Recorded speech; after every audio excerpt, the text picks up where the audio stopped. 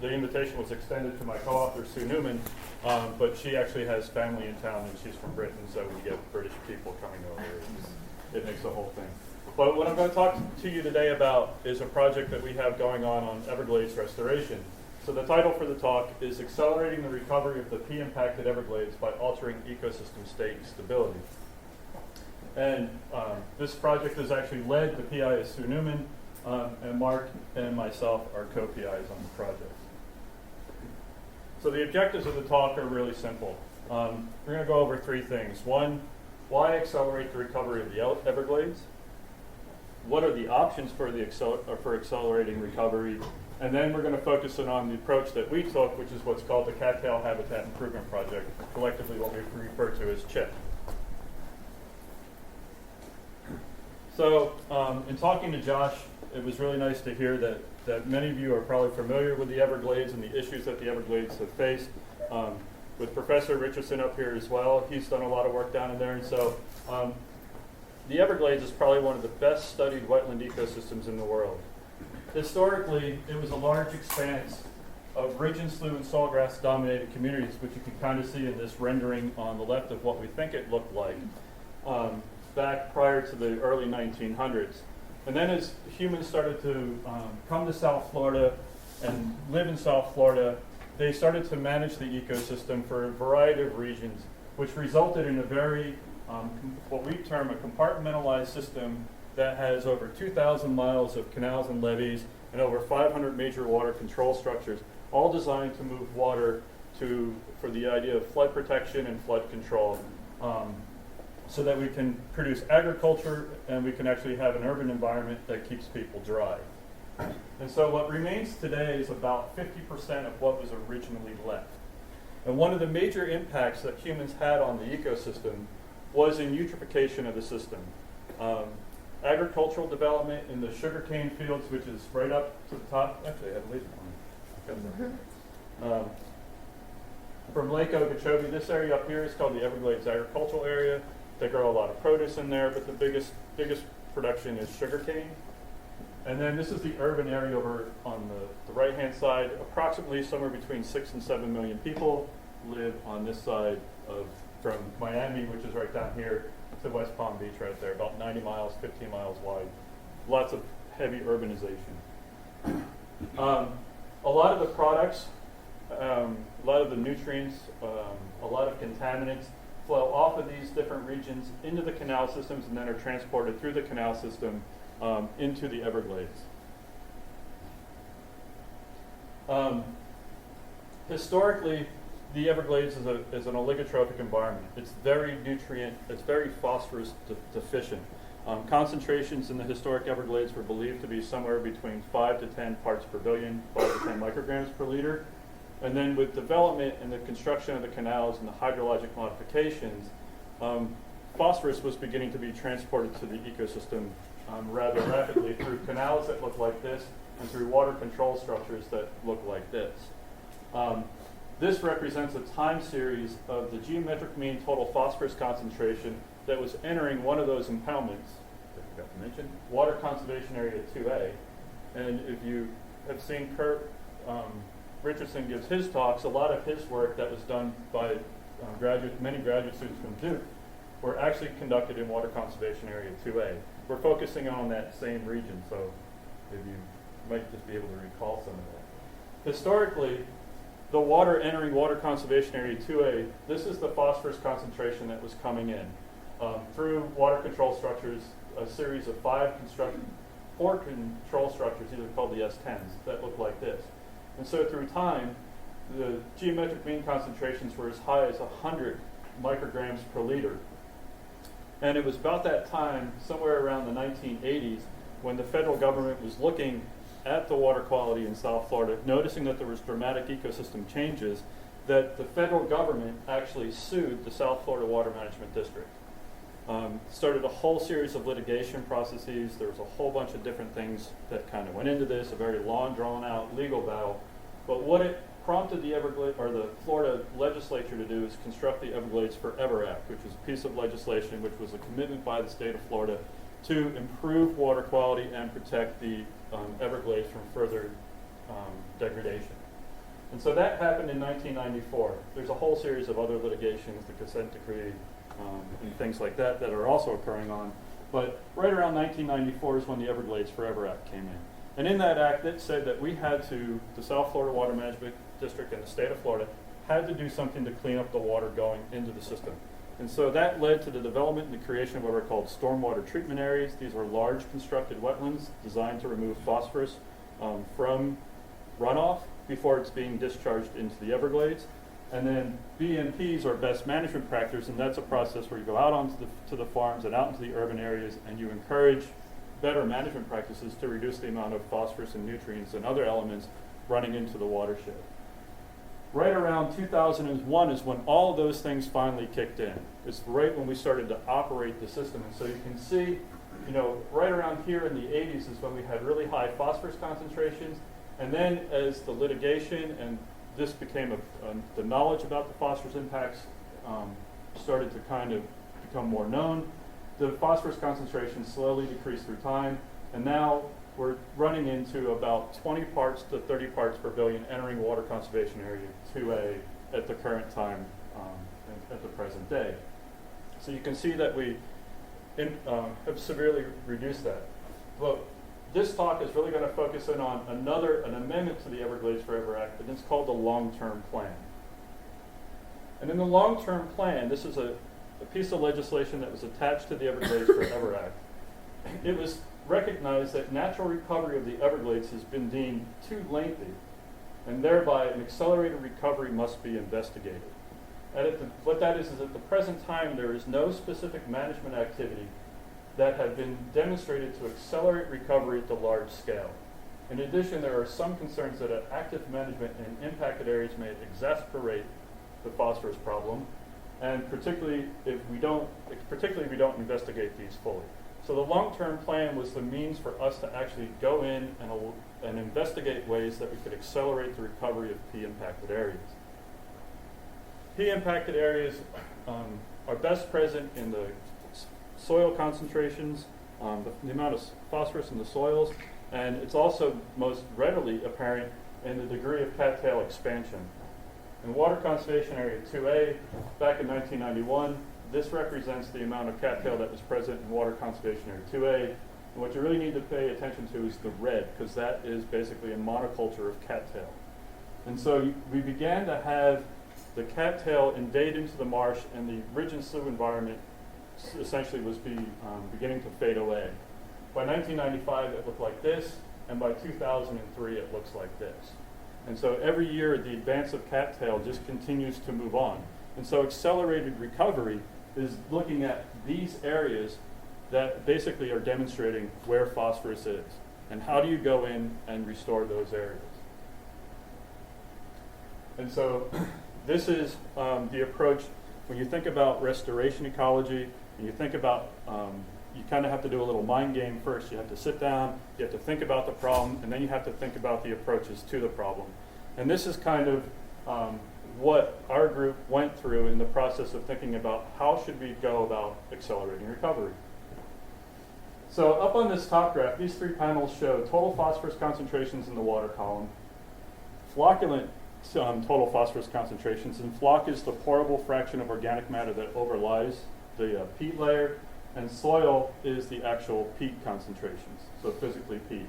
And what you see here in blue is the amount of area represented by sloughs. These are open water sloughs. The green represents cladium. This is the sawgrass ridges. And the red represents cattail cover. And so what you see is as you increase in total phosphorus concentrations, the amount of slough habitat actually declines and is replaced with cattail. So as the phosphorus concentrations are increasing, slough habitat's slowly beginning to degrade, cattails are beginning to come in. At a higher phosphorus concentration is when you begin to see a loss of sawgrass, which is an emergent just like cattail. You begin to see the emergent competition, and you begin to see the degradation of those habitats.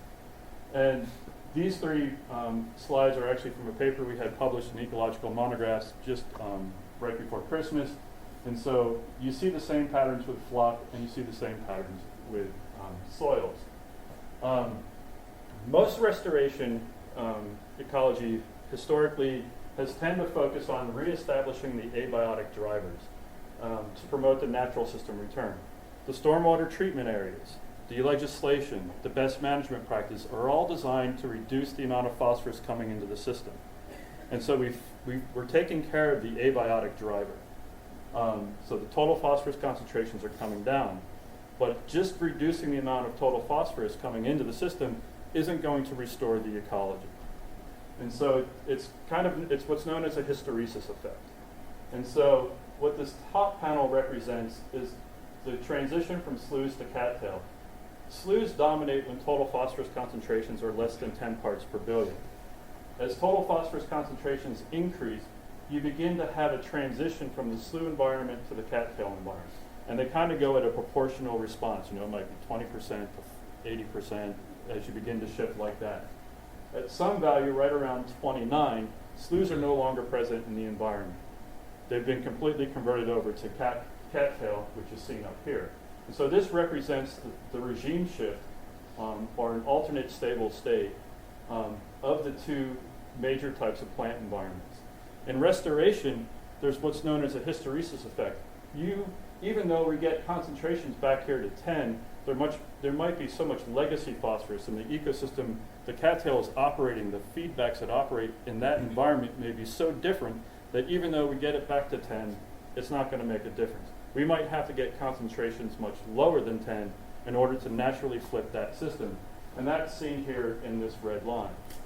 If you compare that to the sawgrass environment, which is down here, again, this is emergent vegetation to emergent vegetation.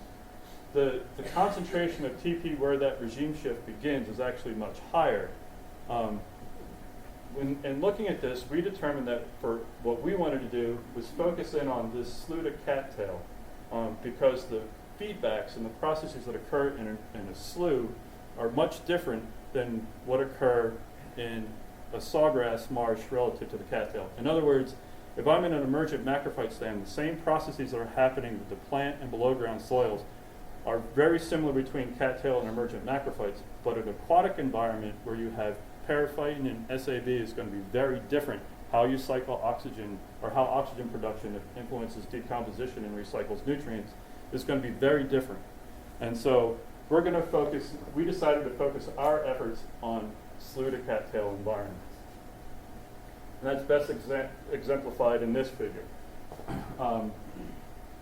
Degraded systems are often in a persistent, resilient alternative state requiring a unique recovery pathway. That's, if we want to go from here to here, that's going to take a very long time to go. Accelerated recovery, therefore, should focus on changing not just abiotic factors of the degraded system, but also on the biotic factors and the feedback mechanisms themselves. And so the idea is that we want to break the ecological resistance of cattail and reduce the ecological resilience. So by resistance, we mean we want to take that foothold that cattail has on nutrient cycling and nutrient dynamics, and we want to break that. And by doing that, the resilience of that system should be lessened such that you accelerate recovery. And so by focusing on sloughs, where the feedbacks that are in the aquatic environment are very different than in the emergent environment, this should potentially provide us with the best chance for accelerated recovery. And so the goal of the Cattail Habitat Improvement Project was to create an aquatic environment where there was once dense emergent macrophytes. So this kind of represents a cattail plot, stoichiometrically unbalanced, versus what we call the managed plot, or the opening. The creation of the openings would be stoichiometrically imbalanced. And the reason that this would happen would be is that you have low incident solar radiation penetrating through the cattail to the bottom of the marsh, whereas you would have high solar incident radiation occurring in the open plot. More solar radiation reaching the aquatic environment, you get more algal production, you get more submersed aquatic vegetation production, you get oxygenation of the water column, which feeds into decomposition rates, you increase sediment respiration. Because you're lowering the stoichiometric balance, the stoichiometry is the ratio of one element to the other, carbon to phosphorus in this case is what we're looking at. Because we lower the carbon to phosphorus ratio, we were predicting that we would increase the amount of secondary production. We were also improving the habitat, but we were also improving the food quality. Lower carbon to phosphorus ratios equals better food quality. We would increase the amount of nitrogen turnover, and then we would increase the amount of wading bird foraging. Wading birds for us are the dolphins. It's the dolphins of our system. It is what people look to. It is what the public recognizes as restoration success, is the return of the once historic great wading bird populations. And so that was the kind of the hypothesis behind it. And we had some very large documents with very many hypotheses, and it's a very large project. The overall hypothesis is that shifting from an emergent macrophyte detrital-based system to one dominated by algae or submersed aquatic vegetation will fundamentally change the feedbacks between abiotic and biotic factors. And what we were going to look at was we were going to look at the response of periphyte biomass, primary production, dissolved oxygen, microbial communities, decomposition, secondary consumers, prey, species richness. We're going to look at all these things, and this is what we predicted to happen. The control would be the emergent macrophyte stands. The open would be our creation of the openings. We predicted that biomass of periphyte would go from low to high. The microbial community would go from one dominated by anaerobic organisms to one dominated by aerobic organisms. And as a result of that, decomposition of organic matter should go from low to high. We should expect to see a shift in our secondary consumers. They should go from detritivores to herbivores because we created a better plant, higher quality food resource, and that this increase in herbivores should increase the amount of wading bird foraging. And looking at how, if we wanted to create this opening, how would we do this? And so essentially what we did was with a series of about 8 senior scientists at the district, we all got together, sat in a room for multiple meetings, and just played a mind game. And we said, if you had to create an opening, what are the management options that you have available to you? How could you do this? If you had to accelerate recovery, what would you do? And then we then looked at, once we came up with that list, we then looked at and said, okay, what are the consequences, or what is the likelihood of success of each one of those management options? And so what we looked at was passive management, do nothing. What happens if we just we just change the abiotic nature, the total phosphorus coming in, and that's all we do? How long will it take the Everglades to recover? We looked at adaptive management or accelerated recovery. We looked at things like prescribed burns, herbicide applications, mechanical methods, chemical treatment, seeding, hydrologic management, and genetic constraints. We threw everything that you could think of, including the kitchen sink, into this thing. No option was left deemed too unreasonable. And even when we presented this as a peer review process and we had the public hearing, there was options that we hadn't thought about that were crazier than what we thought. There were some really, really far out ones that you were just like, wow, I never really thought of that. We can talk about that later. When we evaluated them, what we did was we looked in the literature. We looked for places where it was a success or a failure. We perused, the likelihood of success of each of these. What was the cost? And the cost here has two things. Financially, how much was it going to cost? Because you remember, what I forgot to point out is that there's about 10,000 hectares of cattail in Water Conservation Area 2 alone. So it's not, if we're ever going to accelerate the recovery of these things, it ain't going to be cheap. It's a pretty big area. It's probably much bigger than the campus. Is what you have, is the fundamental problem that you're looking at. And that's just in Water Conservation Area 2. We're not talking about what you see in the Water Conservation Area 3 or in Water Conservation Area 1. So there's the financial thing, but then there's the environmental aspect as well. There's an environmental cost with each one of these things. If I do mechanical methods, I have to get trucks plugged in. I have to carry trucks into here. And what do I do with 10,000 hectares of cattail if I physically extract that from the water conservation area? It's got to go somewhere. Where's it going to go? I don't know. What are the benefits? What's the uncertainty? And then what's the bottom line? And so and the idea of creating the openings, what ultimately fell out was one option, or actually two options. And what we ended up going with was one of them. And the most likelihood of success, or one of the things that had been shown to be successful, was the use of fire in controlling cattail. So essentially you can go into a controlled burn and you can wipe the place out. and you've created the opening by burning cattail. But there was a problem with that.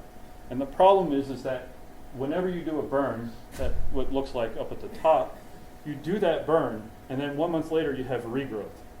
And so this is 1 month post-burn, so this was in January, this was February, this isn't even the heart of the growing season. We actually had, fire tends to have the emergent macrophytes grow back. Well, that's not very good if you're trying to maintain an opening.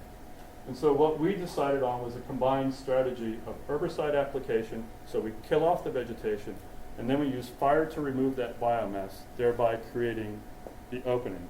And it's what our vegetation management people call a shock and awe treatment. You shock the system with the herbicide, then you do the fire, and then you kind of come back in and you do cleanup. So essentially, it's not a one-time application of herbicides, but essentially you have to kind of come in and control for that type of environment. So the perturbation that we're going to put onto the system is an herbicide, and then followed by a fire, and then continued maintenance. And so what we have is a replicated design in Water Conservation Area 2A, where we have paired plots of control and open treatments. 3 sets in what we call the enriched area. This is a cattail monoculture, and a transition area, which is a mixture between sawgrass and cattail. And then we're comparing it to several reference sites down below.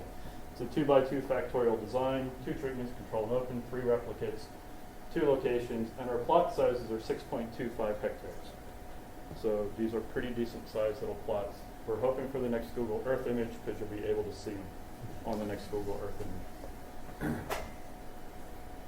So this is kind of what our design looked like in terms of sampling frequency. You do our site delineations, our herbicide application, you do a burn, post-burn, and then we do monthly monitoring, and then we have a series of 4 events per year that straddle the wading bird success, or when wading birds come in and utilize the system.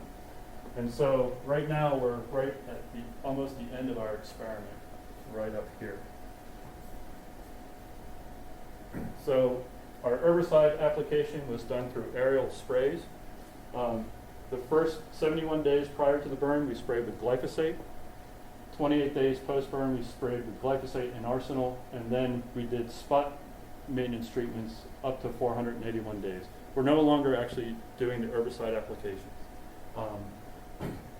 Doing it by helicopter is actually a very precise method of doing the application, and you'll see how precise it is in a moment. And it's also the same herbicide that is used by the Department of Interior, our Vegetation Management Services, the Fish and Wildlife Conservation Commission. It's an herbicide that's generally used for aquatic weed management throughout the system. We have monitored for the presence of the chemicals in water columns, soils, and fish. You do detect it, but it's well below what's deemed the lethal values. And then the fun part, we went in and burned it. This was done in cooperation with the Florida Fish and Wildlife Conservation Commission. Classic back burns of these things, and these were conducted in July, right when water levels were coming back up. And so we went through a dry season, we had the dead vegetation, water levels were coming up, so it was about like this. We then went in and did the burn. And having been trained as an aquatic ecologist, I never thought I would get to light something on fire. And I got to tell you, this was one of the weirdest, most exciting things that I had ever witnessed in my life, because you're right there. It was like when the fire was going on, this picture, I was standing here. And it was intense. It was quite a rush. But this is what it looked like. So we actually set our plots up. Again, these are 6.25 hectares, 250 by 250 meters. This is the vegetation. This is after we sprayed, so you can see that we have dead vegetation here, live vegetation around the outside. That's how precise that application method is. We then did a classic backburn on them, which are amazing things. We can talk about backburns and how cool they are later. And then this is what they looked like in April 2008. So this is well after. We burned in July 2006, so almost 2 years later. This is what the habitat looks like. This gives you an idea of scale. So this is one of our replicated plots. This is EO3 and EC3. This is the open plot. This walkway, for perspective, is 100 meters long. It's the length of a football field. Here's our control plot. Never mind the airboat trail running through it. This is the canal out in the background, and this is Water Conservation Area 1. So these are some pretty big plots. The ultimate target, though, is to get back to the ridge and slough environment, which is our reference condition. So here's our walkway at UC1. This is 75 meters. The designation for the plots out here. In the background, you can see TO1 and EO1. You can see our two open plots into the background. So eventually, this is where restoration needs to get us to go. So what about the results? What did we show? So the first slide I'm showing you is the surface water TP concentration immediately following the burn, and then in successive years afterwards for all the plots. And the take-home message here is that we burned right about there. Phosphorus in the water column at all our sites spiked, and then they decline through time. The black line is the water depth. So it shows that as the phosphorus concentrations are going up is when water's coming back onto the system, and it also corresponds to when we did the burn. And so you see that literally by the time you get back into August, September, October, and January, phosphorus concentrations have begun to decline. And there's two reasons for that. One is that basically the phosphorus is getting out of the system, and two, the amount of phosphorus that we're putting into the structures is actually reduced because we're coming into the dry season, so we're not putting as much water into the system. Interesting, in 2007, we saw, again, a pulse in phosphorus associated with the rewetting of the system, and then a decline. And in 2008, we see a pulse of phosphorus associated with rewetting of the system and a decline. And so even though the fire resulted in phosphorus being released into the water column, it is part of the seasonal and the annual cycle of increased phosphorus concentrations associated with the rewet, and you come back down. The important thing to note is that our phosphorus concentrations in these enriched areas aren't at the critical value of 10, but they're between 10 and 30 parts per billion. So we're not at 100 parts per billion, but we're down pretty low. What happened to the system in terms of its environment, its physical environment during that period of time? For the talk, whenever you see these slides, the red ones are the enriched sites, and the blue are the open sites, and then the U are the control sites, or the reference conditions. The solid one, and I did this backwards, I apologize. The red solid one is the open plot, and the open one is the control. So it should have been backwards, but I apologize for that. So this pattern will hold through the rest of the talk. So this is dissolved oxygen in the water column through time. This is the temperature in the plots through time. This is the pH and the temperature in the plots through time. But the important take-home message here is that when you create an aquatic environment from an emergent environment, we increase the average DO concentration by 2 milligrams per liter. It's 2 milligrams per liter higher in the open than in the controls. We increase the maximum dissolved oxygen concentration by 5 milligrams per liter. We increase the temperature by 1.6 to 1.7 degrees centigrade in the open plots relative to the controls. We increase the maximum temperature that they observed, or that occurred in there, and we had a slight increase in the pH. This is what a 5-day diel oxygen profile looks like. And this is our enriched sites. So each one of these is a hydrolab that's sitting out in the water column measuring oxygen concentrations every half hour for 5 days.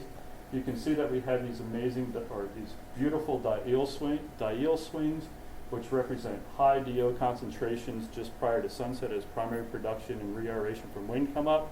And then at night you have respiration occurring, so it consumes the oxygen, then it comes right back up, and it consumes and so we have these really nice patterns. This is indicative of a really nice open water SAB paraphyton dominated profile.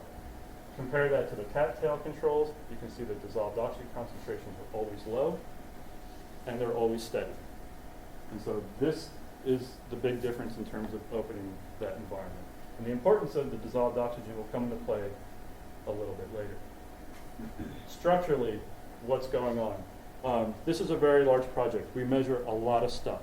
We measure paraphyte, SAB, emergent macrophytes, soils, flop, fish, wading bird usage. We measure processes, we measure biomass, we measure rates, we measure everything. It takes 5 weeks to do one set of sampling. We're people out in the field. And so we generate a lot of data, and they're going to be summarized in tables that look like this. So what I'm focusing on is just the water year 2007. So I'm not looking at the 2006 immediately following the fire, and the 2008 data is still being looked at. But what we saw between the control and the opens was that periphyton became established. This is the grams dry weight per meter squared in these columns here. So we now have a lot more periphyton present in the open water plots relative to the controls. This is the emergent dead biomass. We went from 2,000 grams per dry weight per meter squared to about 164, and our live emergent macrophytes aren't present. You know, surprise, you burned them up, you sprayed them with an herbicide, they're not there. But what we saw was an increase in the amount of flocculent organic matter, almost a doubling from 344 to 724. So we're increasing the amount of this detrital flocculent organic matter above the soils. We saw a slight increase, but not significantly different. The things with the asterisks are significantly different, I should point out. You saw the soils increase a little bit, but we saw a big shift in the crayfish populations. The crayfish populations declined significantly, and the fish populations increased. So the fish came in, the crayfish went out. A lot of SAV coming into the system, which kind of backs into the same thing that we saw with the phosphorus. Transitional regions, we see the same thing, although the pattern's not as strong. We have the reduction in crayfish, an increase in the amount of fish, and an increase in the amount of periphyton. There is periphyton present in these things because there are little remnant open water sloughs within those regions, so it's not surprising that there is some primary production in the water column occurring. And we see, again, that same increase in the flock. I'm not going to really be talking about the reference conditions. All I'm going to be doing right now is talking about the controls to the opens, our treatment effects. This is what one of the plots looked like in August of 2008. Open, you see massive beds of Cara. All this stuff up here is mostly Cara and Utricularia and periphyton growing on the Utricularia. And so this is what it's looking like 2 years after we did the treatment. These are kind of confusing, and I'm only going to show you this one. But how is the carbon, nitrogen, and phosphorus allocated between each one of those different pools once we instituted a change? And so this is the enriched control plots, the cattail stands versus the open plots. This is carbon, nitrogen, and phosphorus. This is the total. The top number is the total amount of phosphorus in per meter squared, not including the 0 to 5 centimeter soil layer. The bottom number includes the 0 to 5 soil layer. And the reason that these two are separated out is because there's a lot of carbon, phosphorus, and nitrogen in that 0 to 5 soil. If I put that in there and made those pie charts like that, all you would see is the majority of that would be in that pool. And so this pie chart is the proportionality of the different components tied up within this. And so you can see the greatest amount of carbon is tied up in the emergent live and emergent dead pool in the cattail plots. But after burning, the majority of carbon is allocated to the flocculent pool. And we actually now have periphyton showing in, and we actually begin to see some carbon showing up in the fish and the animals. This is the nitrogen pool. Again, everything showing up in the flock, and the phosphorus pool showing up in here. Surprisingly is that we don't change the amount of phosphorus or the amount of nitrogen in the pool. The same amount of phosphorus is on a per meter squared basis as in each one of them, which was a little surprising, and I have to admit it's surprising because I only worked the number up yesterday. So I haven't had enough time to really ponder that one too much. Stoichiometrically, what did we do? And this is the most interesting from my point of view. What we did was the open circles, remember, are our control plots, and the solids are our open plots, the creation of the opening, was that we significantly shifted the C to P ratio of the flora.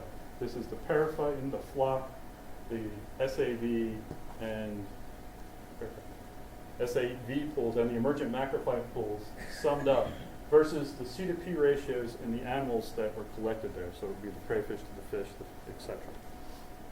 And so, surprisingly, here is the background Everglades condition. Is right here for flora. Very high C to P ratio. Surprised in an oligotrophic system. But what was surprising is that the C to P ratio of all the flora present in the enriched plots was equal to that. You create the opening, the C to P ratio was significantly reduced. This is equivalent to saying that you've gone from a low quality food source to a high quality food resource. And this played out in the C to P ratio of the animals. There's this idea about being stoichiometrically balanced, but what we found was that when fish, so it's easily explainable when you look at the C to P ratio of this group is higher than this group. This is the control plots, these are the open plots, cattail, open. There was a difference in the C to P ratio, easily explainable by the fact that we shifted the community from crayfish to fish. What's not so easily explainable right away is that the fish that live here have a very low C to P ratio relative to fish in our reference conditions in the oligotrophic Everglades. And the surprising thing is that it's the same species composition. It's the same species pool. And so as far as so this is a really interesting thing because stoichiometrically this shouldn't happen with animals. We shouldn't shift the C to P ratios of animals. And what we're seeing here is that there is a big shift in the C to P ratio, or there is a shift in the C to P ratio of animals. When you look at the amount of nitrogen, we shifted the nitrogen pool up top between the controls and the openings. But surprisingly, what we did was we shifted the C to N ratio of the plants similar to what you see in the oligotrophic Everglades. We didn't shift any of the C to N of the flora, of the fauna, of the animals living there. They had the same C to N ratio.